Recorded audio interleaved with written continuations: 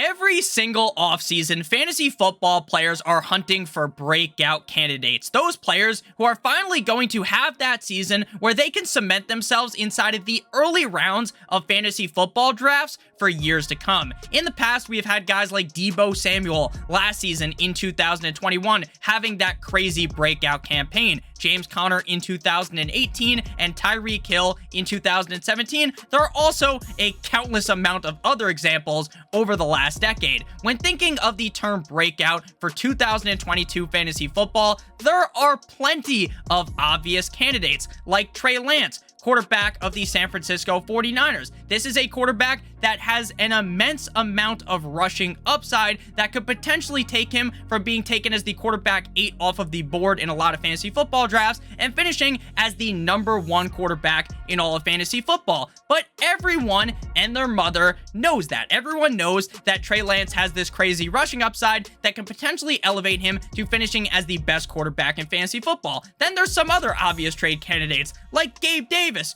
who the whole fucking universe saw cook up the Kansas City Chiefs defense in the AFC Championship game. In today's video, I am going to go over 3 players that I believe will have a huge breakout season in 2022 and absolutely eviscerate their current average draft positions. We begin with Rashod Bateman, wide receiver of the Baltimore Ravens, current ADP on drafters.com, wide receiver 26 at pick 51.6. In 2021, playing in 12 total games, he finished as the wide receiver 73.5 PPR and the wide receiver 69, nice, in half PPR points per game, tied with MVS, having 67 targets, 5.6 per game, 59th at wide receiver, 46 receptions, 3.8 per game, 52nd, 515 receiving yards, 42.9 per game, 65th, and 1 total touchdown, 108th at the wide receiver position. But Rashod Bateman's situation is drastically different in 2022 when compared to 2021. In 2021, they very clearly had a #1 wide receiver, and they also have Mark Andrews, who was the #1 tight end in all of fantasy football last year. Last year, Hollywood Brown in 2021, playing in 16 games, finished as the wide receiver 23.5 PPR and the wide receiver 26.5 PPR points per game, having 145 targets, 9.1 per game, 9th at wide receiver, 91 receptions, 5.7 per game, 12th, 1,008 receiving yards, 63.0 per game, 23rd, and 6 total touchdowns, 20th at wide receiver. And now, Hollywood Brown is gone. Hollywood Brown was traded to the Arizona Cardinals. Now there is a humongous crater-sized hole in this offense that is going to be filled by a player. Is that going to be Rashod Bateman, Devin Duvernay, James Prochet? Based upon every single camp thread that I have read, I read everything about training camp for all of these teams. All signs are pointing towards a hype train for Rashod Bateman to be the #1 wide receiver on the team. May he potentially get out targeted, out receiving yards, out receptioned, out touchdowned by Mark Andrews? That's definitely possible because of Mark Andrews' usage on this offense. But at the end of the day, it is very clear that Lamar Jackson likes to let that fucker fly. He likes to throw that deep ball, and Rashod Bateman is the perfect player for that in this offense. I personally do not believe that the Baltimore Ravens would let a talent like Hollywood Brown go without knowing that they have a true heir to the throne. And in Baltimore, the heir to the throne for the wide receiver 1 role is Rashod Bateman, and I think he should easily destroy his wide receiver 26 ADP at pick 51.6, and I wouldn't be surprised at all if he was picked inside of the top 3 rounds of fantasy football drafts in 2023.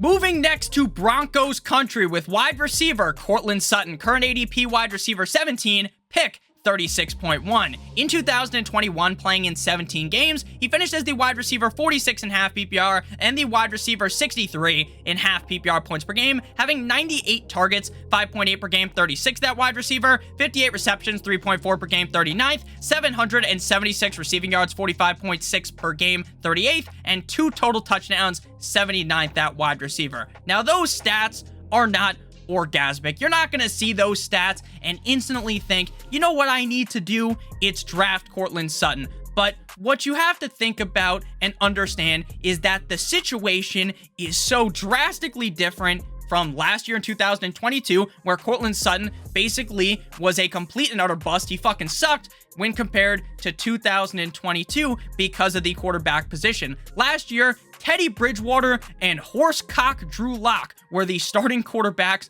of the Denver Broncos, and things didn't go well for either of them. We all know Drew Lock ends up in Seattle, and now Teddy Bridgewater is the backup quarterback of the Miami Dolphins. If you flipped on a Denver game last season, you were almost better off just watching fucking paint dry because of how bad both of those quarterbacks were when they had to start. It would have been more enjoyable to watch Kendall Hinton, or Hilton, whatever the fuck that guy's name was, who played quarterback for the team a couple of years ago, who's actually a wide receiver, but he just had to play because so many players on the team had COVID. It was brutal to watch. And it was so bad that Courtland Sutton finished 5th in unrealized air yards with 892. And everything out of training camp is showing me right now that Mr. Russell Wilson wants to let that fucker fly to Courtland Sutton.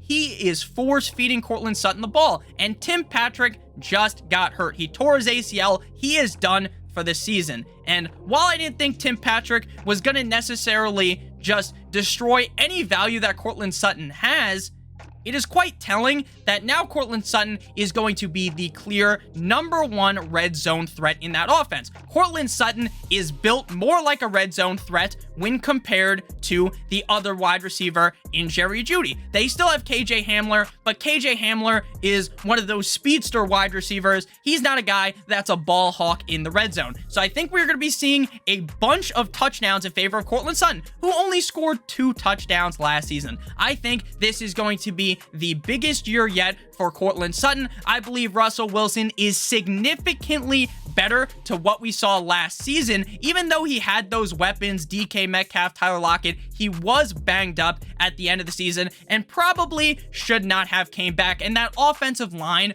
over in Seattle was not very good at all. So it's a huge upgrade here in Denver in terms of the offensive line. And I really do believe that Courtland Sutton is in the driver's seat to potentially finish as a top 10, maybe even a top 5 wide receiver in fantasy football. I understand that his ADP keeps rising on up on drafters, on these best ball sites, but in your redraft league, he's probably going to come off the board at pick 45 through 55. So you're getting a very nice discount there. I love the upside of Courtland Sutton in 2022, and I fully expect him to outscore other wide receiver on the team, Mr. Jerry Jeudy.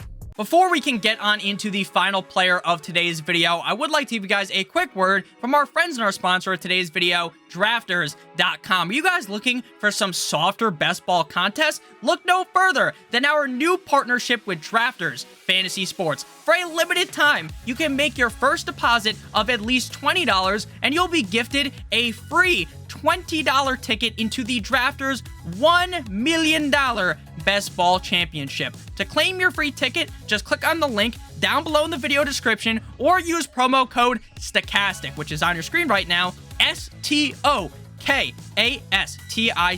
If you put in 2 entries into the $1 million contest, you will get our Best Ball Draft Kit for free, courtesy of our new partnership with Drafters. So make sure you guys do go ahead and check that out. And another reason to check that out is because the Drafters $1 million Best Ball Championship that I was just talking about looks like it is heading for overlay, meaning that it is not going to fill most likely, and that gives you even more chances to win. So please make sure that you guys do check that out. Again, Drafters, promo code Stokastic.